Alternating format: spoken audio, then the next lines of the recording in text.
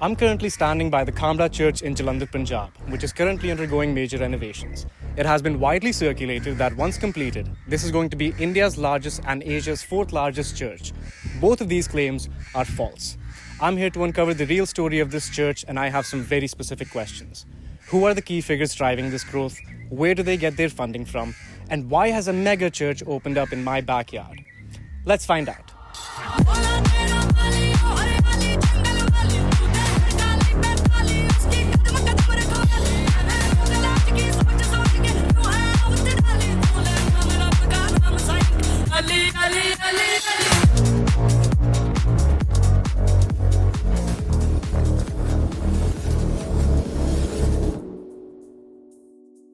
In order to understand this story, we must first align our perspectives with some background.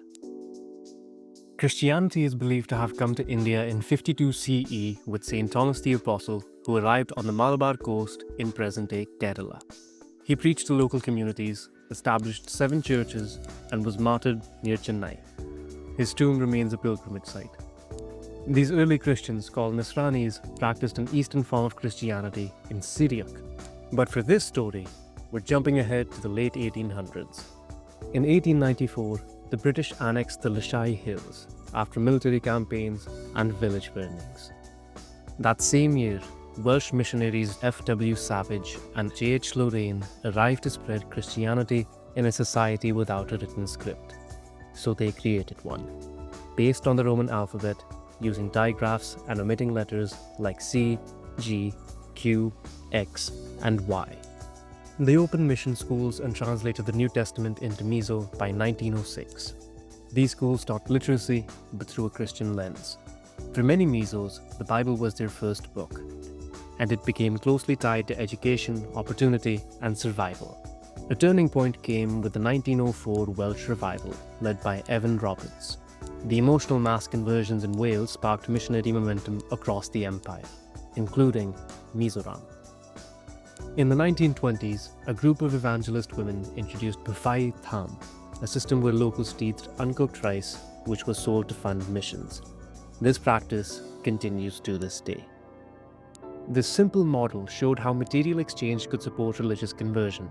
Mizoram is now nearly 90% Christian, and the strategy of using aid and food to encourage conversions spread across India, including Punjab. Another thing to understand when considering religion in India is that the caste system is alive and thriving.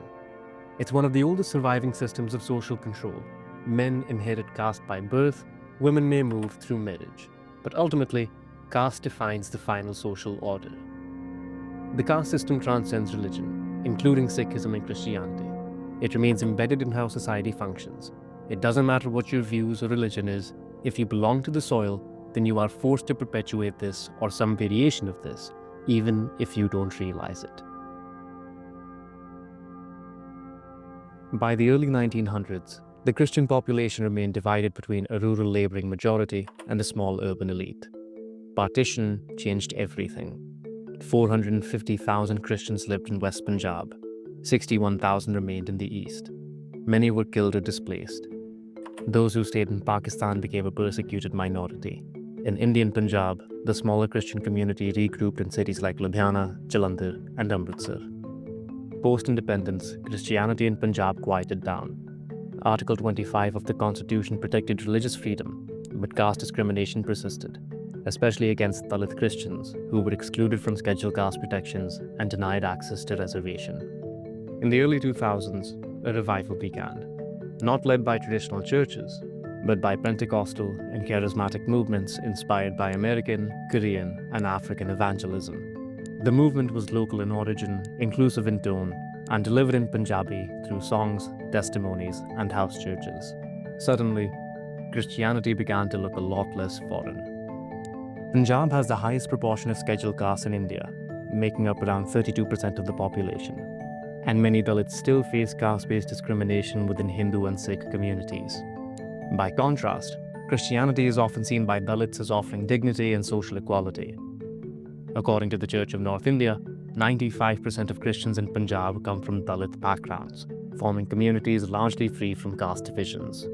To keep access to government reservations, many Dalit converts don't officially change their religion, a practice called crypto-Christianity. Because of this, the real Christian population is speculated to be 10 to 17%, far above the 1.26% reported in the 2011 census. Unfortunately, more recent or reliable data is hard to find. Missionaries focus on filling social gaps, low healthcare spending, high dropout rates, and lack of support for the poor. Another major draw is the promise of foreign migration to Canada, the UK, or the US. Homegrown pastors, often converts themselves, are fueling the growth. Ankur Narula, for instance, claims over 1.2 lakh followers, preaching in fluent Punjabi and offering dramatic healing sessions.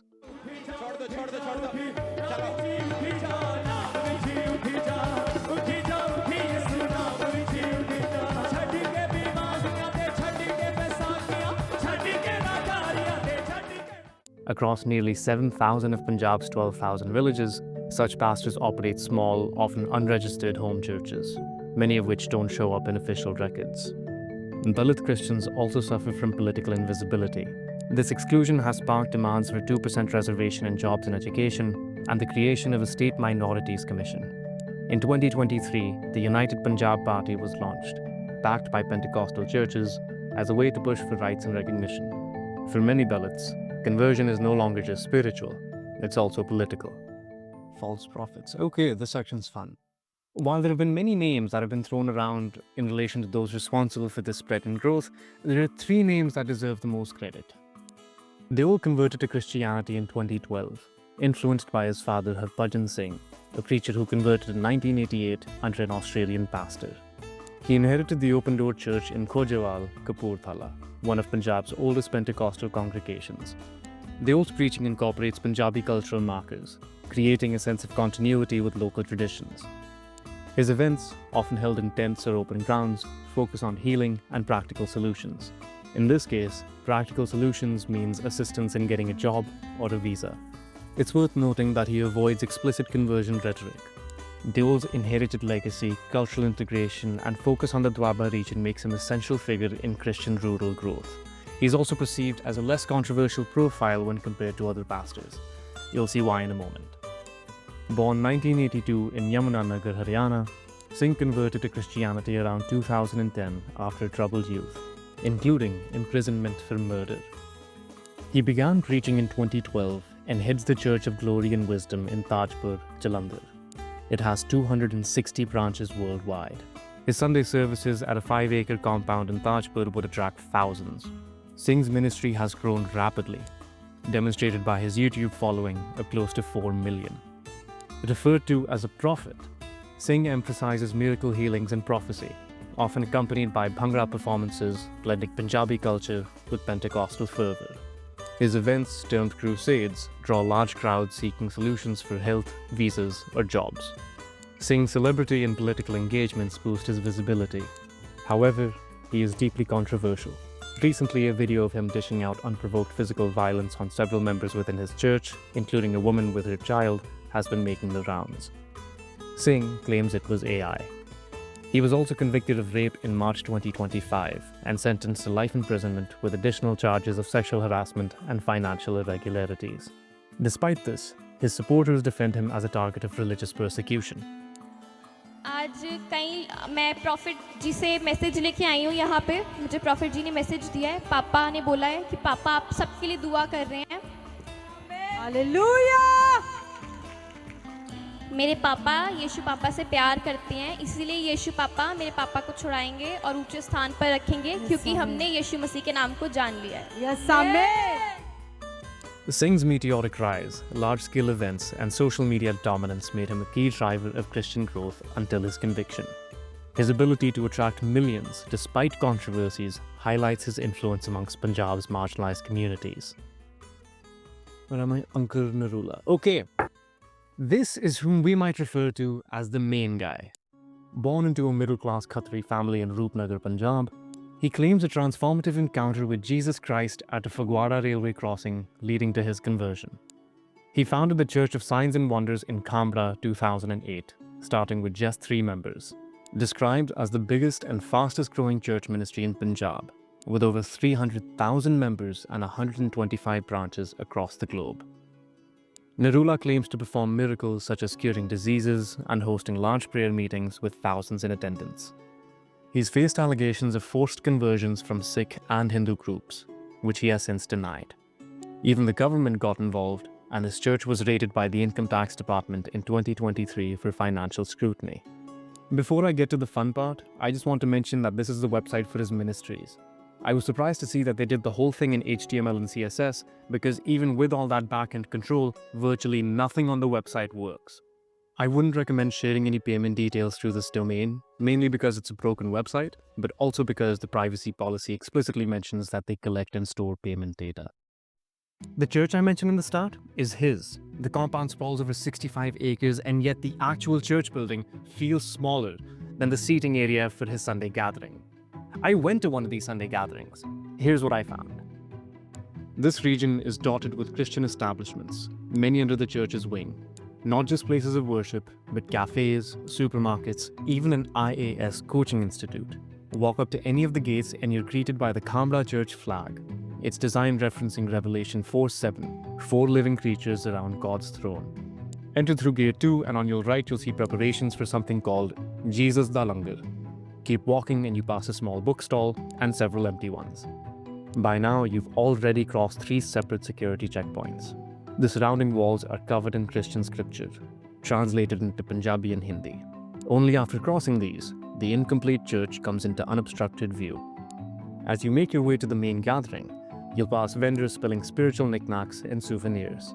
We took our seats, and minutes later, a church member approached and asked if we'd like to volunteer. We said yes.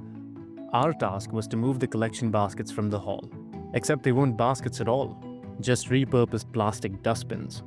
Everything collected was emptied into several steel trunks, which volunteers carried into the administrative block. Inside the hall, around 10 massive screens are on display. You'd expect them to focus on the stage, but for most of the event, they cycle through an endless carousel of donation instructions for virtually every major bank in the country. Account numbers, UPI IDs, and QR codes, even separate details for domestic and NRI donations. Leaving the premises, I noticed this sign pointing directly towards the church. I followed it, and sure enough, sharing a boundary wall with Gate 4, I found a small Sai temple. The temple was locked from the inside, but the caretaker let us in after a quick exchange. He told us they keep it locked because, according to him, there had been past incidents where people he believes were from the church came in and damaged wash basins, threw trash around, and harassed the premises. I also managed to track down the school that Narula had attended for over a decade, Gateway Model School. I spoke to the principal who was in charge during Narula's time there, and he was willing to talk. At first. And then the date of the shoot kept getting postponed. Then one day he told me that he'd informed Ankur Narula that some kid was going around asking questions. Not that I was seeking permission, but he told me that the pastor was perfectly okay with me doing whatever I was doing. But the pastor did ask for my phone number, which the principal ended up giving him, at which point I was instructed to wait for a call. I focused elsewhere for the next 3 days. No call. When I told the principal we should go ahead anyway, he refused, saying he wouldn't proceed without the pastor's involvement. Now, I'm not suggesting the man has done anything wrong, but when you're trying to map someone's influence, you can understand why the principal being unwilling to share his perspective without the figure in question signing off on it would leave me a little discouraged. Eventually that trail went cold, and because I started making these videos really close to the publishing date, I didn't have the time to waste. So I moved on to data. According to the last available census, Christians make up just 1.26% of Punjab's population, around 350,000 people. But that figure doesn't match reality on the ground. In Gurdaspur alone, Christians supposedly make up 7%, nearly 177,000 people. Amritsar is listed at 2.2 and Ludhiana at under 0.5. Yet every stakeholder, pastors, researchers, and even critics estimate the real number is far higher, possibly 2 to 3 million or 7 to 10% of the state. The gap exists because of what we discussed earlier, crypto-Christians. In Taran Taran, the Christian population doubled between 2011 and 2021. In fact 2011 से 21 के census के बीच अकेले तरन तारण district में ही Christianity में 102% का growth हुआ है। Except that's not as concerning as most videos try to convince you it is. That's just a 6,000 person increase. In 2023 and 24 alone, pastors claim over 350,000 new conversions, more than the entire number reported in 2011. Churches have exploded across the state. Around 8,000 of Punjab's 12,000 villages reportedly have Christian committees. Gurdaspur and Amritsar together have 600 to 700 churches, most of which were built in the last 5 years. This rise has triggered pushback. Sikh institutions have rationally accused pastors of staging fake miracles to lure in the poor. And while India is said to be only 2.3% Christian, that's over 30 million people. That's more Christians than Canada, Australia, Sweden, the Netherlands, and you get the point. Just because it's been kept off of paper doesn't mean it's not happening. So who's funding Punjab's church boom? Sikh and Hindu groups allege that foreign funding, especially from North America, is fueling conversions in Punjab. A report by Dr. Ranbir Singh, cited in Dainik Bhaskar, claims foreign money is used to offer jobs, healthcare, and financial aid in exchange for faith. Past accusations have focused on groups like Gospel for Asia, now Ayana Charitable Trust, which received 826 crore in 2015-16. Another major NGO, World Vision India, has been accused of similar activity, though much of the evidence remains unverified. Closer to home, pastors like Ankur Narula and Bajinder Singh lead massive congregations and rake in large donations. Income tax raids in 2023 seized 2 crore rupees and uncovered documents linking to unaccounted foreign funds.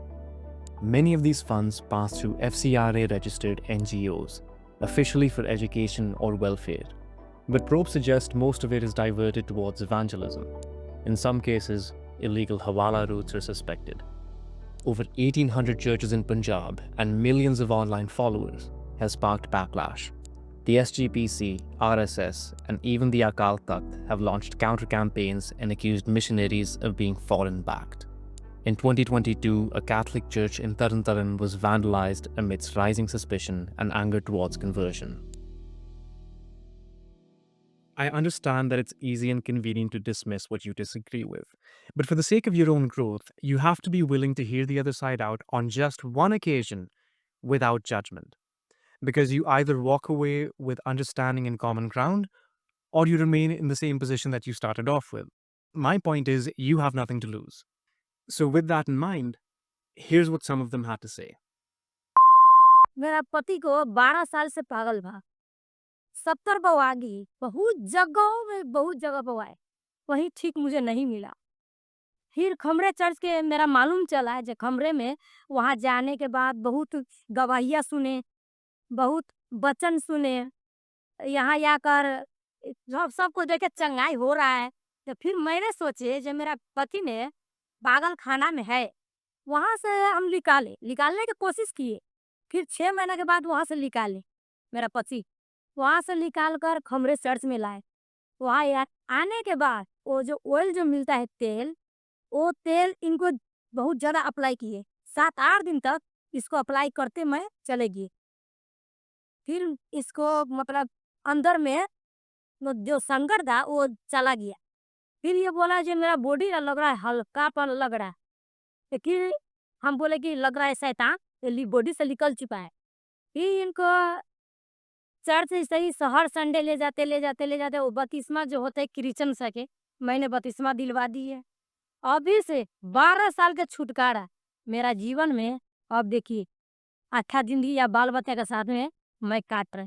तो हमको कोई बताया, दीदी कोई sister ने मुझे बताया जे रेखा तुम चलो मेरे साथ हमरे चर्च पर्चे था, तो वही लेकर मुझे गया। अपना किराया भरा से हमको लेकर गया। वहाँ ने जाकर हमको लोग के बहुत बड़ा चंगाई मिला है। हाँ, हम तो यही सोचते हैं जो हालात में है वहाँ जाओ, प्रभु का ग्रहण करिए, वहाँ छुटकारा पाली। मेरा घर वाला बहुत कराची में था, ये क्या बोलता है नशा में गजे भांग धतूर क्या क्या नशा नहीं किया। फिर नहीं बताए 12 साल के पागलपनी प्रभु ने आकर मुझे छुटकारा मेरी। या लोग कहता है हिंदू है, ये मुसलमान है, ये क्रिश्चियन है। नहीं, एक ही ईश्वर है, बनाने वाला एक ही है। मनुष्य को अपना हाथों से तैयार किया है, अपना मुंह से जीवित बनाया है, श्वास डाला है, हम लोग को जीवित बना के रखा है, बुद्धि और समझ ज्ञान दिया है। बताइए है अब ऐसे बढ़ के क्या बताएं है। हम लोग को बहुत बड़ा छुटकारा बाबू मिला है। कभी सोच में नहीं थे जो हम लोग के ऐसा जिंदगी होगा नहीं तो दर-दर के ठोकर खा के हम लोग मर जाते। अगर पापा जी नहीं होता, पापा जी का नाम नहीं सुनते, ऊपर वाले ने भेजा पृथ्वी पर उनको, अंकुर नरूला जी के नाम से हम लोग के बहुत जान बचाए। लेहन परवाए, सर पर हाथ धरवाए, मेरा पति को, मेरा चारों बच्चा के ऊपर, मेरा जवाई के ऊपर लेहन करवाए। उनका नाम के द्वारा से ऊपर वाले ने ईश्वर चुनता है, ईश्वर ने चंगा करता है। वो भी एक मनुष्य है, जैसे हम है तैसे वो भी है, बाकी उनका द्वारा प्राण बचता है। हम भी पहले अन्य जाति से थे, ऐसे ही देवी देवताओं को मानते थे। पर हमारे घर में ऐसी मुसीबत आ गया कि मेरे जवान बेटा एकदम से हिमाचल गया था, वहाँ पे एक्सीडेंट हो गया। बहुत ज़्यादा मतलब सीरियस केस में था। ऑपरेशन करने के बाद भी मेरे बेटा का मतलब खुशबू खत्म हो गया, ठीक नहीं हो रहा था। 1 साल मेडिसिन खिलाया, तो डॉक्टर ने बोला कि बस अब ऐसा ही रहेगा, आपका बेटा बच गया, इतना ही बहुत है। तो किसी ने मेरे को बोला कि दीदी आप इसको चर्च लेकर जाओ, ठीक हो जाएगा। मैंने कहा नहीं, इतना बड़ा डॉक्टर ने नहीं चंगा किया तो वहाँ पे जाके ठीक होगा। मैंने कहा, कहता नहीं ठीक हो जाएगा, प्रभु से बढ़कर डॉक्टर नहीं है, क्योंकि जो इंसान नहीं कर सकता वो परमेश्वर कर सकता है। आप लेकर चला चर्च में। मैंने उनको ये बोली कि वहाँ पे जाने से मेरा धर्म तो नहीं चेंज कर देगा। तो उन्होंने बोला धर्म नहीं चेंज होता है, देखो अगर आप विश्वास करते हो ना, जिसने हमको बनाया उनका कोई धर्म नहीं है। नया नया लेकर गई थी पहली बार खामरा चर्च, वहाँ पे भी सिस्टर लोगों ने मेरे को बोला कि बैठने के लिए हम लोग बैठे, तो वहाँ पे प्रार्थना सभा हो रही थी, लोग चंगे हो रहा था। जैसे मतलब गवाहियाँ आ रही थी, एक से एक गवाही आ रहा था कि मेरा ये बीमारी था, मेरा ये बीमार, मैं ठीक हो गया, यहाँ आने के बाद मैं ठीक हो गया। मुझे लगा, मुझे भी उम्मीद जगा कि मेरा बेटा भी नहीं से ठीक होगा। तो फिर वहाँ पे जाके मैं बैठी, उन्होंने मेरे को बोला 7 हफ्ते लगातार आना। तो 7 हफ्ते हम लगातार गए। तो उन्होंने ये बोला कि अगर आप चंगाई पाना चाहते हो तो घर में पूजा पाठ मत करना थोड़े दिन। मैंने कहा मेरे देवी देवता को मैं कैसे छोड़ दूं? तो कहता कोई बात नहीं, आप पूजा पाठ मत करना, अगर आप परमेश्वर में आना चाहते हो, अगर यहाँ आकर बच्चे को चंगाई चाहते हो तो। हमें नहीं पता था कि परमेश्वर वही है। हमें लगता था कि ये सब कुछ, ये जितने भी संसार में 33 करोड़ देवी देवता, ये सब भगवान है, इसी ने हमें चंगाई करता है। लेकिन एक ही ईश्वर है, आकाश के नीचे और धरती के ऊपर एक ही ईश्वर है। तो हम ये नहीं जानते थे, हमें बनाने वाला एक ही ईश्वर है। तो मैं जाने लगी, तो 7 हफ्ता रेगुलर लेकर गई बेटा को मैंने। तो उसके बाद 7वें हफ्ते के बाद उन्होंने मेरे बेटे को बोला कि पुलपट में लेकर आओ, पुलपट में लेकर आओ। तो अंकुर नरूला जो पास्टर है, उन्होंने मेरे बेटे पर हाथ रख के, उनके नई नई शादी हुई थी, तो उन्होंने दोनों मियाँ बीवी ने हाथ रखकर प्रार्थना किया कि इस बेटे का माँ के गर्भ में जो ईश्वर ने इसको दिया था, वो शैतान ने, दुष्ट ने इसके जीवन से लूटा है, वो वापस आ जाए, इसके दिमाग ब्रेन प्रॉपर चलने लग जाए यीशु के नाम में, और इसके नाक का जो खुशबू गया है वो भी वापस आ जाए, और ये प्रॉपर इसके दिमाग काम करेगा आज के बाद। यीशु मसीह के सामर्थ्य जीवत जलाली नाम में खुदा का नाम से तू चंगा हो गया। बेटा जा, आज के बाद तेरा ये ब्रेन जो नहीं चलता था, मुझे समझाए, प्रॉपर ठीक होगा। परमेश्वर ने इसको चंगा कर दिया। मैं सच में मैं हैरान हो गया, क्या था कैसे हो सकता है ये अभी का अभी, है ना। जब हाथ रखकर प्रार्थना किया, उन्होंने बोला बेटा तू चंगा हो गया। विश्वास करती हो ना, यीशु जिंदा परमेश्वर है, जिसने हमारे लिए कोड़े खाए, स्वर्ग छोड़कर धरती में आया, इंसान के लिए मारे गए, गाड़े गए, तीसरे दिन जी उठा, वही जीवित परमेश्वर है, वही हमें जीवन दे सकता है और कोई नहीं दे सकता। तब से लेकर, उस दिन से लेकर आज तक मेरा बेटा का ब्रेन बिल्कुल प्रॉपर काम करता है, प्रॉपर मेरा बेटा काम करता है, प्रॉपर ठीक है, और वो खाता पीता सब कुछ ठीक है, खुशबू आता है। मुझे लगा मेरा बेटा ठीक हो गया, मैं क्यों जाऊं, मुझे तब भी नहीं पता था कि ये ही परमेश्वर है। मैं फिर भी ये संसार के बनाए हुए रीति रिवाज, परंपरा, ये सब चीजों में फिर मैं फंस गई। फिर मेरे को पेट का रोग लग गया, ऐसा खतरनाक रोग लग गया कि डॉक्टरों ने जवाब दे दिया कि मेरे को बोला कि जाओ तुम वहीं जाके ठीक होगा, देखना दीदी आपका बेटा ठीक हो गया ना तो आप भी ठीक हो जाओगे। फिर मैं खामरा चर्च दोबारा गई, मेरा उम्मीद बहुत बढ़ गया। मैं कहा सच में परमेश्वर आप जिंदा है। मैंने आपको ठुकरा दिया था एक बार के लिए कि मेरा बेटा ठीक होने के बाद भी मैंने छोड़ दिया था, लेकिन मुझे कहीं से कुछ नहीं मिला, मैंने मूर्तियों में कुछ नहीं मिला मुझे। जो इंसान, जो परमेश्वर ने इंसान को बनाया जीवित, हम परमेश्वर का मूर्ति तो हम है, जो उनके हाथों से रचा हुआ रचना हम है, हम जीता जागता परमेश्वर का मूर्ति है, हम मंदिर है, तो हम खुद अपने हाथों से मंदिर मूर्ति बनाकर हम पूछते हैं, तो उसमें प्राण कौन डालेगा बताओ? प्राण डालने वाला तो केवल एकमात्र प्रभु है ना, परमेश्वर है ना। तो हम तो प्राण नहीं डाल सकते, उस मूर्ति में तो प्राण नहीं होता है ना। तो हम उसी मूर्ति को पूजा करते थे, अपने हाथ से बनाकर रख के उसी पर दंडवत करते थे। तो हम उससे धन दौलत सुख शांति मांगते थे, पर मिलता नहीं था, क्योंकि इसमें प्राण है नहीं, कौन देगा? आँख है, दिखता नहीं, कान है, सुनता नहीं, मुँह है, बोलता नहीं, हाथ पैर है, चलता नहीं है। जहाँ बना के रख दिया वहीं पे सड़ जाएगा वो। तो वो बुद्धि मूर्ति हिलता नहीं है, तो हमें क्या आशीष देगा? तो हमने पुकारना शुरू कर दिया, सच में परमेश्वर जिंदा है, मूर्ति में नहीं है परमेश्वर, क्योंकि हम खुद परमेश्वर का हाथ का बनाया हुआ एक जीता जागता मंदिर तो हम है।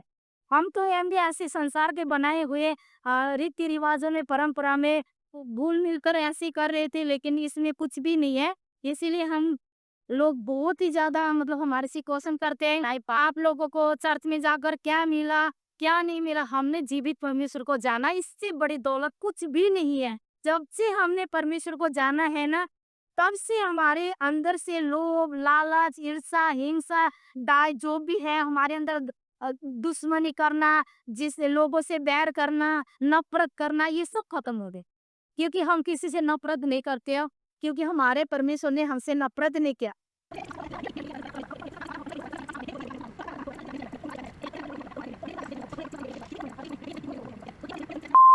बहुत बढ़ जाए, बहुत बढ़ेगा, क्योंकि पृथ्वी बढ़ रहा है। मेरी बात सुनो पंजाब ध्यान क्या से, बताया, ठीक है पूरा ना? पृथ्वी हर संडे 300, 400, 250, 200 लोगों ने बपतिस्मा लेता है। कहाँ जा रहे थे लोग? कहाँ जा रहे हैं? मैं खुद सेवादार हूँ। मैं खुद ही सेवा में लोगों को लाइन लगाना मुश्किल हो जाता है, संडे को और थर्सडे को। हर संडे थर्सडे 200, 400 लोग होते हैं, 400, 250, 300 इतने लोग होते हैं कि बपतिस्मा लेने के लिए। तो सभी दुनिया प्रभु को ग्रहण कर रहा है, क्योंकि जान चुका है कि यही एक परमेश्वर है। I'd like to say the same thing that I always do. The beliefs and practices of certain communities may not always make sense to you. Truthfully, they barely make sense to me. But the real issue here isn't conversion, it's equality. In a free country, if someone feels their religion has failed them, they should have the right to turn to another. What concerns me, though, is that many don't fully grasp what they're stepping into. In my conversations with converts, many explain Christianity through ideas like Maya and Samsar, which makes me think they're often moving through a period of vulnerability and confusion rather than claimed clarity. These are not people who deserve to be attacked. Our focus should instead be on the godmen who may be exploiting those that have seen better days. And since I know Ankur Narula is going to watch this, I'd like to address him directly. Hi. I'm not here to label you a fraud. I'm really not. I just have some questions which I haven't been able to find the answers to. You already have my details. If you disagree with what I've put forward, I'd be open to a conversation, even on camera. Because, to my knowledge, you haven't had a sit down with anyone outside of ministry affiliated content over the past few years, or the past decade, I think, whatever that is. I could be wrong there. If I am wrong, I'd be glad to be corrected. Proceed however you like. I've said what I've needed to say. Tattva Masi. Thank you for your time.